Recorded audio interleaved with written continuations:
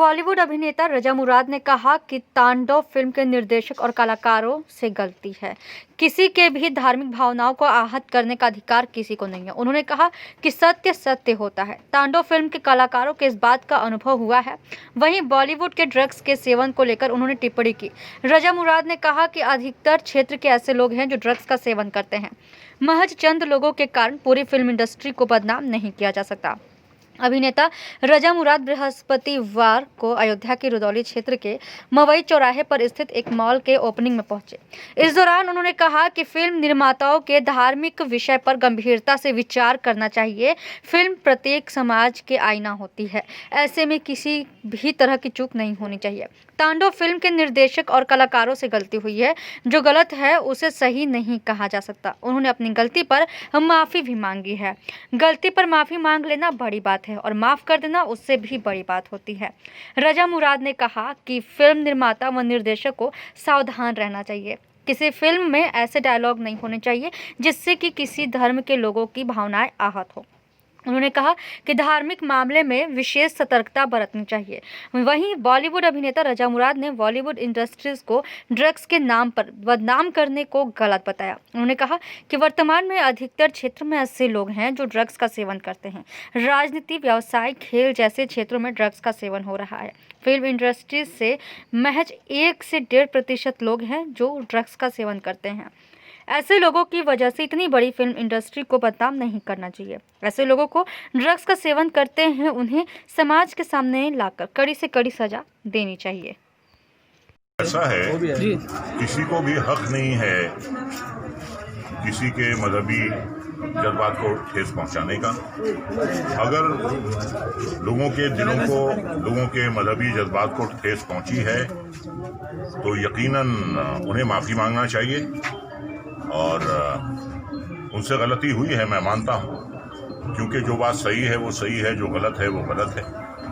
तो ये बात गलत हुई है और उन्होंने माफ़ी मांगी भी है। और मैं ये कहूँगा कि माफ़ी मांगना जो है वो बहुत बड़ी बात होती है और माफ़ करना जो है उससे भी बड़ी बात होती है।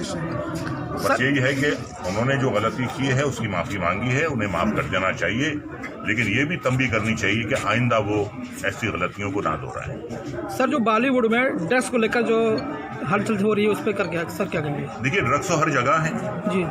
पॉलिटिक्स में है, स्पोर्ट्स में है, बिजनेस में है। कोई ऐसी फील्ड नहीं है जहाँ पे ड्रग्स का सेवन ना होता हो। हम आह भी करते हैं तो हो जाते हैं बदनाम, वो कत्ल भी करते हैं तो चर्चा नहीं होता। मैं ये नहीं कहता कि हमारे यहाँ सब दूध के धुले हैं। कुछ लोग हैं जो ड्रग्स का सेवन करते हैं, लेकिन उनकी वजह से आप पूरी फिल्म इंडस्ट्री को आप बदनाम नहीं कर सकते। और मुश्किल से मैं समझता हूँ कि इसका सेवन करते होंगे 1 या 1.5% लोग, लेकिन सबका नाम जो है इसमें बदनाम होता है और उन पे कानूनी कार्रवाई होनी चाहिए। और जो भी इस गैर कानूनी काम में हिस्सा लेता है उसे यकीनन कड़ी से।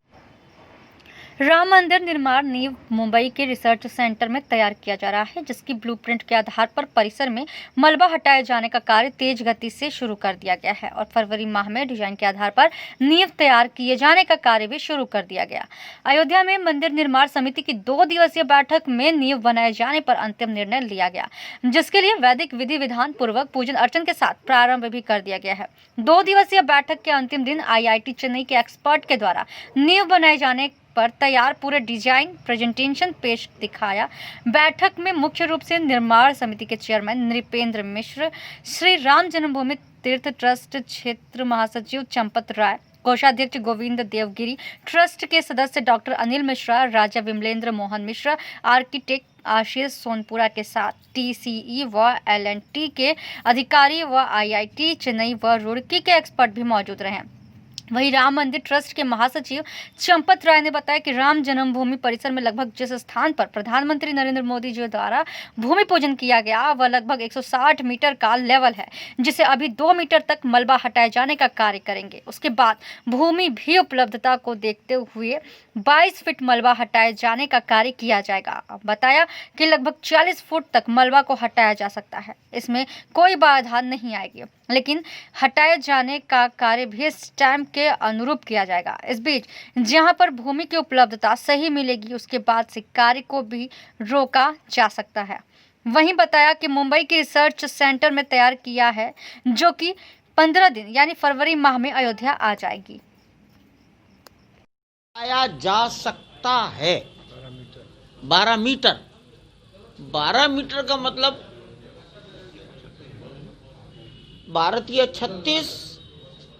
36 दिन 39 40 फीट तक मलबा हटाया जा सकता है, तो कोई इसमें बाधा नहीं आएगी, लेकिन हटाएंगे स्टेप बाय स्टेप। जहां देखेंगे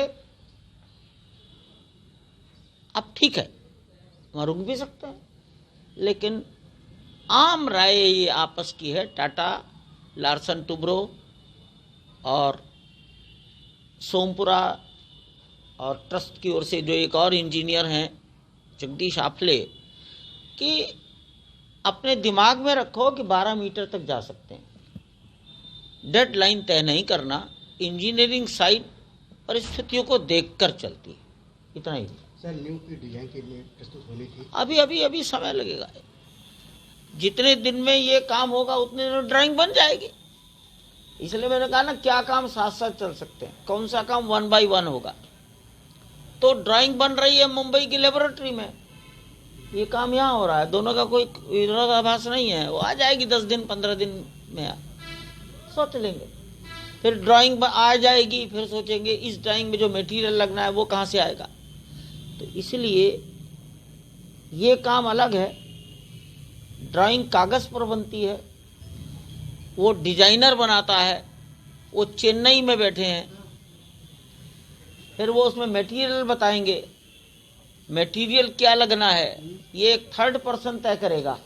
फिर उस मटेरियल कहाँ से मिलेगा, कितनी ड्यूरेशन में मिलेगा, ये एक अलग अलग इंजीनियरिंग के कैलकुलेशन है। ये ऐसा नहीं है कि मकान बना रहे थे, बाजार से गए और एक बोरा सीमेंट खरीद लाए, ऐसा नहीं है। बहुत प्लानिंग के साथ सब चल रहा है। उसी प्लानिंग को सब लोगों ने अपने अपने तरीके से प्रस्तुत किया, सब ने उसको स्वीकार किया, एक्सेप्ट किया, and all are very happy. Sir एक लास्ट सवाल है कि क्या इसको नो फ्लाइंग जोन, ये मेरा विषय नहीं है, ये सिक्योरिटी पॉइंट ऑफ व्यू।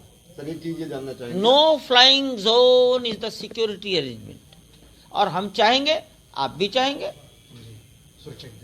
जिस दिन 26 जनवरी 15 अगस्त होता है तो जहां राष्ट्रपति और प्रधानमंत्री खड़े होकर भाषण देते हैं वो सारा एरिया नो फ्लाइंग जोन हो जाता है। तो it is all security arrangement. Sir ये टेक्निकली बताएं कि नींव खुदाई का कार्य प्रारंभ हो चुका है या फिर केवल मलबा हटाया जा रहा है? मलबा हटाए कर ही नींव की खुदाई को प्रारंभ किया गया। मलबा हटाना ही, आप किसी लेवल पर भी मकान खड़ा करेंगे और आपका इंजीनियर कहता है 4 फीट नीचे जाना है, तो 4 फीट तो हटाना ही पड़ेगा। आप जिसमें दीवार या खंबा खड़ा करते हैं केवल उतना गड्ढा बनाते हैं, हम पूरा बना रहे हैं, इतना ही फर्क है। गड्ढा तो आप भी बनाए, इसी का नाम है नींव का निर्माण की तैयारी। लेकिन तो भी बहुत अच्छा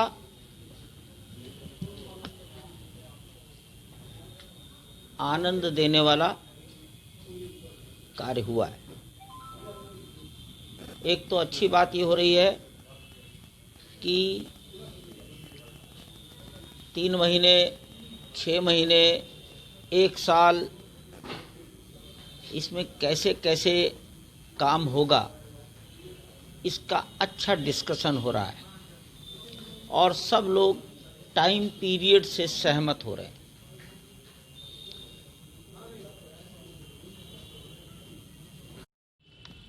और ये टाटा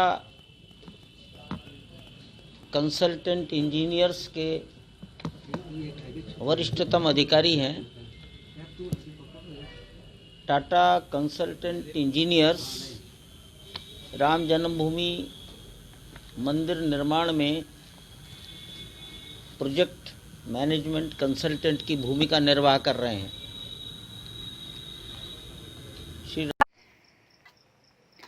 अयोध्या में भी कोरोना टीकाकरण के दूसरे फेज में 11 स्वास्थ्य केंद्रों के 22 स्टेशनों पर कोरोना के टीकाकरण चल रहा है। सभी केंद्रों पर स्वास्थ्य कर्मियों को टीका लगाया जा रहा है। जनपद में लगभग 2200 लोगों को कोरोना का टीका लगाया जाएगा। डीएम अनुज झा कोविड-19 टीकाकरण केंद्र का जायजा ले रहे हैं। हालांकि अभी तक किसी भी बेनिफिशियरी को कोई दिक्कत नहीं हुई है।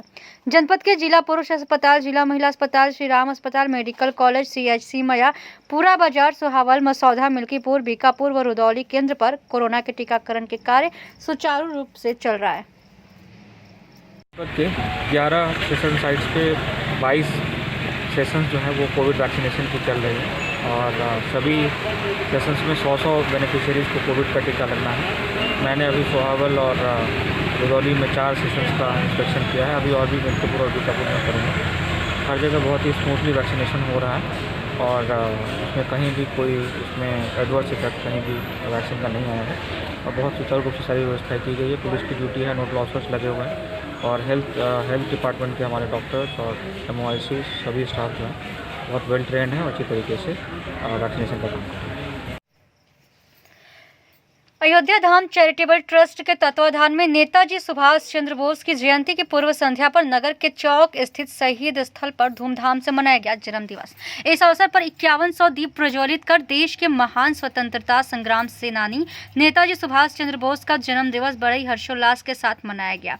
इस अवसर पर ट्रस्ट के संरक्षक डॉक्टर HB सिंह ने बताया कि नेताजी जैसे व्यक्तित्व की जरूरत आज के आधुनिक समाज में युवाओं से बनी रहती है, जिनमें अटूट विश्वास, अदम्य साहस, किसी भी गलत के विरोध में कुछ कर गुजरने की हिम्मत से आज के युवा पीढ़ियों को प्रेरणा लेना चाहिए। तभी देश को, समाज को नई दिशा देना संभव होगा। ट्रस्ट के संयोजक संजय महिंद्रा ने बताया कि हर वर्ष की भांति इस वर्ष भी नेताजी सुभाष चंद्र बोस की जयंती की पूर्व संध्या पर उनका जन्म दिवस 5130 दिए जलाकर बड़े हर्षोल्लास के साथ मनाया गया। इस प्रतीक वैश्य नीलम श्रीवास्तव, पूजा सनाट्य, पूजा पांडे, महानगर उपाध्यक्ष तिलक राम मौर्य, सचिन सरीन गरीबों को रक्तदान करने में जिले में अपना इतिहास रचने वालों में शामिल, आकाश गुप्ता, योगेंद्र गुप्ता, राजीव पांडे, पूर्व नगर पालिका अध्यक्ष विजय गुप्ता, भाजपा IT सेल से डॉक्टर अंशुमान मिश्रा, रमेश भाई, अजय कुमार श्रीवास्तव, ओम प्रकाश नाहर, कबींद्र साहनी, अनिल यादव, विक्रम सिंह सहित सैकड़ों लोग मौजूद रहे। अयोध्या से सुबोध श्रीवास्तव की रिपोर्ट। बोस की जयंती पे अयोध्या धाम चैरिटेबल ट्रस्ट की तरफ से आयोजन किया गया। 5100 दीपों का प्रोग्राम किया गया, जिसमें सभी संगठन के साथ एकत्र होकर के इस कार्य को सफल किया गया। आगे भी यही कहना चाहूँगा कि इसमें आगे की जो भी जनरेशन है या आने वाली पीढ़ी है उसको प्रेरित करने के लिए इस कार्य को बढ़ाया जा रहा है और आगे भी बढ़ाया जाएगा। ये हम लोगों की प्रेरणा। क्या नाम है आपका, क्या पद है? प्रतीक कुमार वैश्य, अयोध्या चैरिटेबल ट्रस्ट, अयोध्या धाम सचिव। कल सुभाष चंद्र बोस जी की जयंती के पूर्व संध्या पर आज 22 जनवरी को अयोध्या धाम चैरिटेबल ट्रस्ट जो है कई वर्षों से 5100 दीप इस चौक में शहीद स्मारक पर जलाने का कार्य करता है।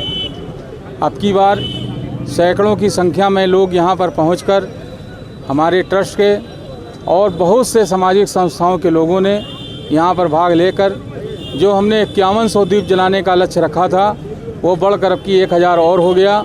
और ये संदेश इसलिए दिया जाता है दीप जलाकर, दीप उत्सव मनाकर, कि सुभाष चंद्र बोस के जो विचार थे, जो उनके किए हुए कार्य थे, आज वो लुप्त होते चले जा रहे हैं। और युवाओं के लिए जो आज पीढ़ी जो भटक रही है उसमें जो है नई प्रेरणा जागृत हो, इसलिए ये कार्यक्रम किया जाता है और दीप उत्सव मनाकर उनके विचारों को आगे बढ़ाया जाता है।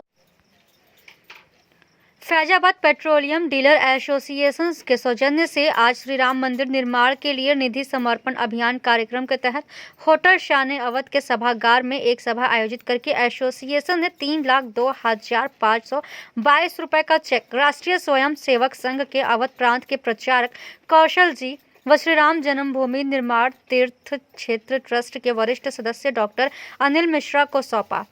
इस अवसर पर एसोसिएशन के जिलाध्यक्ष राजेश कुमार सिंह ने कहा कि अयोध्या में विराजमान रामलला का भव्य मंदिर निर्माण हो, ऐसा सपना भारत के जन जन ने देखा था और जब मंदिर का निर्माण शुरू हो चुका है तो वह सपना भी पूरा हो रहा है। श्री सिंह ने कहा कि रामलला के चरणों में हमारा धन भी समर्पित है और मन भी समर्पित है। उन्होंने पेट्रोलियम एसोसिएशन के सदस्यों का आह्वान करते हुए कहा कि मंदिर निर्माण ट्रस्ट जब भी कहेगा हम अपने एसोसिएशन के सदस्यों के साथ तन मन और धन से हमेशा तैयार रहेंगे।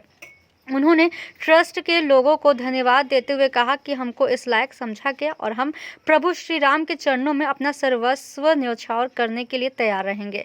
इस अवसर पर प्रांत प्रचारक कौशल जी ने कहा कि अयोध्या में प्रभु श्री राम का भव्य मंदिर बने, इसके लिए देश के 60 करोड़ लोगों से संपर्क साधा जा रहा है। उन्होंने कहा कि प्रभु राम के मंदिर निर्माण का सपना अब साकार हो रहा है, जिसमें पूरे देश के लोगों की सहभागिता हो। इसके लिए पूरे देश में राम भक्तों से समर्पण के लिए आग्रह किया जा रहा है। इस अवसर पर धन समर्पण करने वालों में आशिफ फिलिंग स्टेशन सालारपुर के रावेंद्र सिंह, राजपूत ऑटोमोबाइल्स के राजेश सिंह, श्रीदेव व्हील्स टाटा मोटर्स के गौरव सिंह ऑटोमोबाइल्स के भानु प्रताप सिंह, किसान सेवा केंद्र कछौली के भोलानाथ गुप्ता, प्रकाश स्पीडवेज के ओम प्रकाश सिंह, TN तिवारी, श्याम हाईटेक के गणेश रावत अग्रवाल, हनुमत फिलिंग स्टेशन के राघवेंद्र सिंह आदि ने अलग अलग राशियों के चेक प्रदान किए। इस अवसर पर RSS के जिला प्रचारक डॉक्टर मिथिलेश कुमार पांडे मौजूद रहे।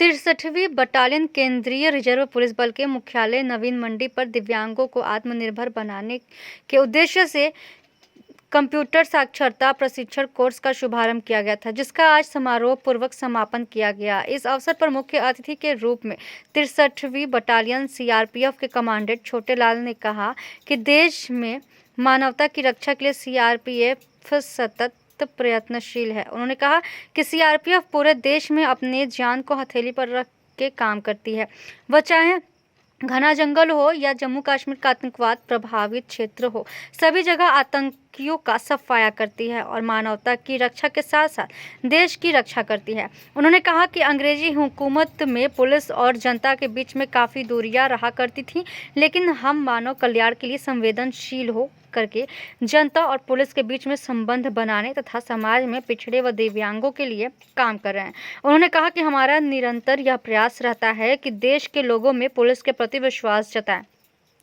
लोगों में आत्मविश्वास कायम करने के लिए CRPF सतत प्रयत्नशील होकर पूरे देश में कार्य कर रही है। उन्होंने दिव्यांग बच्चों को संबोधित करते हुए कहा कि ज्ञान की कोई सीमा नहीं होती, कंप्यूटर के माध्यम से देश और दुनिया का ज्ञान बच्चे सीखते हैं। उन्होंने दिव्यांग बच्चों को आशीर्वाद देते हुए एक कंप्यूटर दान देने का आह्वान किया। प्रशिक्षण कार्यक्रम में बच्चों द्वारा प्राप्त किए गए अनुभवों का भी उन्होंने ज्ञान साझा किया। उन्होंने कहा कि इस तरह के कार्यक्रम हम करते रहेंगे। समापन अवसर पर केंद्रीय रिजर्व पुलिस बल 63 बटालियन के द्वितीय कमान अधिकारी आशीष गुरुंग, उप कमांडेंट विनोद कुमार पाठक तथा सहायक कमांडेंट गौरव मालवीय व अन्य जवान तथा दिव्यांगजन प्रशिक्षार्थी उपस्थित रहे। द्वारा आयोजित भगवान श्री राम के जन्म स्थान पर बनने वाले भव्य दिव्य राम मंदिर निर्माण के लिए किए गए समर्पण के प्रति हम श्री राम जन्मभूमि तीर्थ क्षेत्र की तरफ से साधुवाद व्यक्त करते हैं और उनकी अपेक्षाओं के अनुसार ये भव्य मंदिर बनेगा, इसके लिए ट्रस्ट प्रयत्नशील है। समाज से अपेक्षा है, हम सब अयोध्या के हैं, राम के इस भव्य मंदिर निर्माण में हमारा इस धन के साथ समय और समाज से एक जुड़ाव बनना चाहिए, ऐसी एक अपेक्षा भी है। सब आज यहाँ उपस्थित हुए, इसके लिए मैं ट्रस्ट की तरफ से सबको साधुवाद देता हूँ। मंदिर समर्पण अभियान के तहत अयोध्या पेट्रोलियम डीलर एसोसिएशन की तरफ से ये बैठक में आदरणीय श्री कौशल जी, आदरणीय श्री अनिल मिश्रा जी जो राम जन्मभूमि के ट्रस्ट के मेंबर हैं, तथा विक्रमा पांडे जी और नगर के सारे संयोजक गण के साथ हम लोगों ने समर्पण अभियान में सहयोग किया। लगभग कितना सहयोग किया? अब एक जोड़े करे भैया। कितना रुपया दिया गया होगा आज? क्या संदेश जाते हैं आप लोगों को, समाज को? समाज से ये कहना चाहते हैं कि ये प्रभु राम के मंदिर में सभी अपना तन मन धन अर्पण करें और सभी का सपना पूरा हो, सभी हिंदुओं का। लोग और लोगों से यही अपेक्षा रखते हैं कि वो भी बढ़ चढ़ के राम मंदिर निर्माण में हिस्सा लें और जो भी सहयोग हो सके वो करें ज़्यादा से ज़्यादा। राम की ही दी हुई सारी संपत्ति है, सारा उन्हीं का दिया हुआ है। हम उसमें अगर थोड़ा सा अंशदान करते हैं तो उसमें कोई ऐसी बात नहीं। दिनेश चंद्र त्रिपाठी तो यही चाहते हैं कि इससे ज़्यादा से ज़्यादा लोग इससे जुड़ें, भगवान राम के प्रति समर्पित हम पहले से थे और समर्पित हैं, रहेंगे। आसिफ फिलिंग स्टेशन सलारपुर से हम लोगों जो आज यहाँ अंशदान किया है, हर लोगों से जो भी गांव में मिलने वाले लोग सबसे कहूँगा जितना हो सके उतना लोग दान करें और भगवान राम को